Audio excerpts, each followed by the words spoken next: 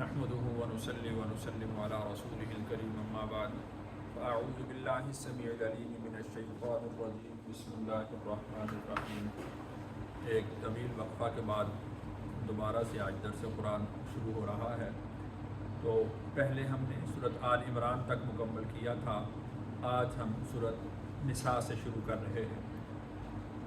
قرآن مجید کی ایک پوری سورت سورۃ النساء کے نام سے ہے۔ نساء کا مطلب عورت ہوتا ہے، عورتیں ہوتا ہے، تو اس سے اس بات کا اندازہ ہوتا ہے کہ اسلام اور قرآن خواتین کے حقوق سے متعلق کس قدر حساس ہیں اور ان کے لیے جو حقوق ہیں ان کو کس طریقے سے بیان کرتا ہے۔ تو مغرب کا جو پروپیگنڈا ہے اسلام سے متعلق یا قرآن سے متعلق، وہ پروپیگنڈا غلط ہے۔ اس کو اس بات سے سمجھنا چاہیے کہ قرآن نے باقاعدہ ایک پوری سورۃ النساء کے نام سے نازل کی ہے۔ سورۃ النساء شروع ہو رہی ہے ایک ایسی آیت سے کہ جس آیت کو ہم عمومی طور پر خطبہ نکاح کے اندر سنتے ہیں۔ یہ آیت خطبہ نکاح کے اندر پڑھی جاتی ہے، سنی جاتی ہے۔ تو اس کا مفہوم اور ترجمہ جب ہم سمجھیں گے تو اس سے اندازہ ہوگا کہ اس کو رسول اللہ صلی اللہ علیہ وسلم نے خطبہ نکاح کے اندر مسنون کیوں قرار دیا ہے، کہ اس میں اللہ تعالیٰ نے انسان کی تخلیق کا ذکر فرمایا اور پھر انسانوں کے آپس کے جو معاشرتی حقوق ہیں ان کی نگہبانی کا، ان کی حفاظت کا ذکر فرمایا، اور پھر جو ذی رحم رشتے ہیں چاہے وہ ماں کی طرف سے ہوں یا باپ کی طرف سے ہوں، ان کی حفاظت کا، ان کی نگہبانی کا اللہ تعالیٰ نے حکم ارشاد فرمایا ہے۔ ترجمہ دیکھیں۔ یا ایھا الناس، اے لوگو، اتقوا، تم ڈرو، ربکم، اپنے رب سے، الذی، جس نے، خلقکم، پیدا کیا تمہیں، من سے، نفس واحدہ، ایک جان، وخلق، اور بنایا، منہا، اس سے، زوجہا، اس کا جوڑا، وبث، اور پھیلایا، منہما، ان دونوں سے، رجالاً، مرد، کثیراً، بہت سے، ونساء، اور عورتیں۔ واتقوا اللہ، اور تم ڈرو اللہ سے، الذی، جس کے واسطہ سے، تساءلون،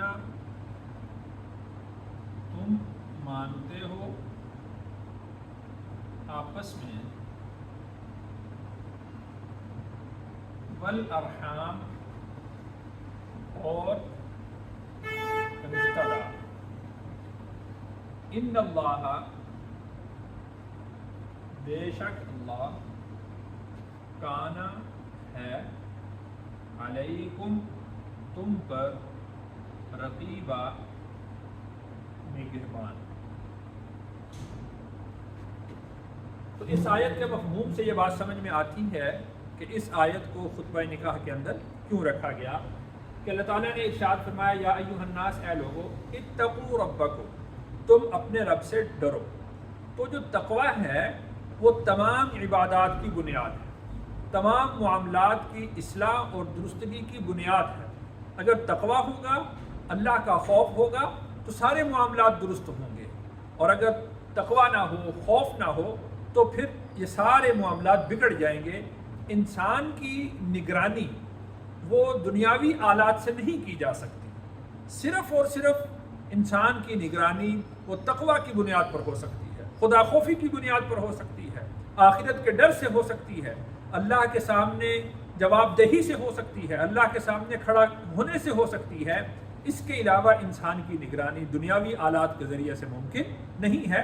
دنیا کے آلات سے تو بہت وہ چکمہ دے جاتا ہے، دوڑ لگا جاتا ہے، بہت سارے ہیلے بہانے اور راستے تلاش کر لیتا ہے، لیکن جس آدمی کے دل میں تقویٰ ہوگا، آخرت کا خوف ہوگا، آخرت کی جواب دہی کا ڈر اس کو ہوگا، تو وہ اپنے معاملات کو درست رکھے گا، اپنے معاملات کی اصلاح رکھے گا۔ آگے اللہ نے ارشاد فرمایا الذی خلقکم من نفس واحدہ، کہ جس نے پیدا کیا تمہیں ایک نفس سے، اور وہ نفس کون سا ہے؟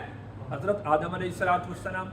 پھر وخلق منہا زوجہا، اور اس نے بنایا اسی ایک نفس سے اس کا جوڑا، یعنی حضرت آدم علیہ السلام سے ان کا جوڑا حضرت حوا کا بنایا۔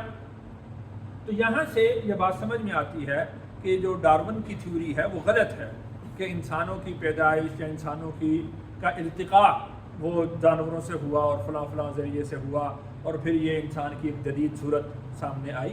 یہ طریقہ اور یہ نظریہ درست نہیں ہے، یہ طریقہ اور یہ نظریہ قرآن کے خلاف۔ قرآن یہ کہتا ہے کہ اللہ تعالیٰ نے سب سے پہلے ایک نفس کو بنایا حضرت آدم علیہ السلام کو، پھر اس سے اس کا جوڑا بنایا حضرت اما حوا کا، وَبَثَّ مِنْهُمَا، اور پھیلایا پھر ان دونوں سے، یعنی حضرت آدم اور حضرت اما حوا سے پھیلایا رِجَالًا كَثِيرًا وَنِسَاءً، بہت سارے مرد اور عورتیں۔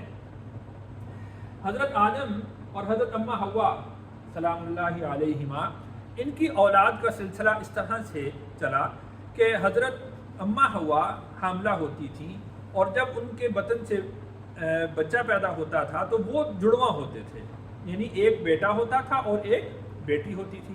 تو 20 دفعہ حضرت اما حوا نے بچے جنے، تو اس طرح ان کی کل اولاد 40 ہوئی۔ اور ایک روایت کے اندر آتا ہے کہ حضرت شیس علیہ السلام جو حضرت آدم علیہ السلام کے بعد پیغمبر ہوئے، تو ان کو تنہا انہوں نے جنا۔ تو اس طرح حضرت آدم علیہ السلام کی کل اولاد وہ 41 ہو گئی۔ تو آگے پھر حضرت یہ جو حضرت اما حوا اور حضرت آدم علیہ السلام کی اولاد ہے وہ پھر 40 سے آگے ساری چلی ہے، 40 سے آگے چلتی رہی۔ جو پہلی اولاد ہے وہ قابیل اور اقلیمیہ یہ پیدا ہوئے تھے۔ قابیل جو تھے وہ بیٹے تھے اور اقلیمیہ وہ ان کی بیٹی تھی، اور جو آخری ہیں وہ حابیل اور لبودہ یا لوزا کا نام بھی آتا ہے۔ تو حابیل اور لوزا یا لبودہ خاتون تھی، بہن تھی حضرت حابیل کی، اور حابیل جو تھے یہ بیٹے تھے۔ اور سب سے آخر میں جو بیٹا پیدا ہوا اس کا نام عبد المغیث، اور جو بیٹی پیدا ہوئی اس کا نام ام المغیث تھا۔ تو یہ حضرت آدم علیہ السلام کی اولاد سے متعلق جو روایات ملتی ہیں۔ پھر باقی جو آگے اولاد ہے وہ انہی 20 جوڑوں سے ہی اللہ تعالیٰ نے آگے چلائی ہے، یعنی انہی 20 سے ہی آگے ساری اولاد چلی۔ تو اس کو اللہ نے ارشاد فرمایا وَبَثَّ مِنْهُمَا رِجَالًا كَثِيرًا وَنِسَاءً، اس سے پھیلائے اللہ نے بہت سارے مرد اور بہت ساری عورتیں۔ آگے اللہ نے ارشاد فرمایا وَاتَّقُوا اللَّهَ، تم ڈرو اللہ سے، الَّذِي تَسَاءَلُونَ بِهِ، کہ جس کا نام دے کر، جس کا وسیلہ دے کر تم ایک دوسرے سے اپنا حق مانگتے ہو، تم کہتے ہو اللہ کے نام کی قسم بھی دیتے ہو، اللہ کے نام کا سوال بھی کرتے ہو، تو اس اللہ سے ڈرو جس کا نام تم جگہ جگہ پر لیتے ہو، موقع پر موقع لیتے ہو، اور دوسروں کو خدا خوفی دلانے کے لیے جس کا نام لیتے ہو، تم بھی اس اللہ سے ڈرتے رہو۔ والارحام، اور رشتہ داری سے متعلق بھی ڈرتے رہو، جس طرح تم اللہ کے نام سے سوال کرتے ہو اور اللہ سے ڈرنے کا حکم دیا گیا ہے، تو اسی طرح اللہ تعالیٰ نے تمہیں اپنے رشتہ داروں سے متعلق بھی ان کے حقوق کو ادا کرنے کا حکم دیا ہے، اور ان کے حقوق کی پامالی سے ڈرنے کا اللہ تعالیٰ نے حکم ارشاد فرمایا ہے۔ بھلے وہ رشتہ دار وہ ماں کی طرف سے ہوں، باپ کی طرف سے ہوں، ان کے حقوق کی پاسداری کا اللہ تعالیٰ نے حکم ارشاد فرمایا۔ بلکہ ایک حدیث میں آتا ہے کہ اگر کوئی آدمی صدقہ کرتا ہے اور اپنے رشتہ داروں میں وہ صدقہ دیتا ہے تو اس کو دگنا اجر ملتا ہے، ایک تو صدقہ دینے کا اور دوسرا صلہ رحمی کرنے کا۔ تو اس طرح سے جو رشتہ دار ہیں ان کے حقوق کو بیان کیا گیا۔ اور آخر میں اللہ تعالیٰ نے ارشاد فرمایا کہ ان اللہ کان علیکم رقیبا، کہ بے شک اللہ تعالیٰ تمہارے اوپر نگران ہیں، تمہارے نگہبان ہیں، ایک ایک تمہاری حرکت کو، ایک ایک تمہارے معاملے کو اللہ جل شانہ دیکھ رہے ہیں۔ اللہ تعالیٰ سے دعا ہے اللہ تعالیٰ مجھے اور آپ کو قرآن مجید کے احکامات پر عمل کرنے کی توفیق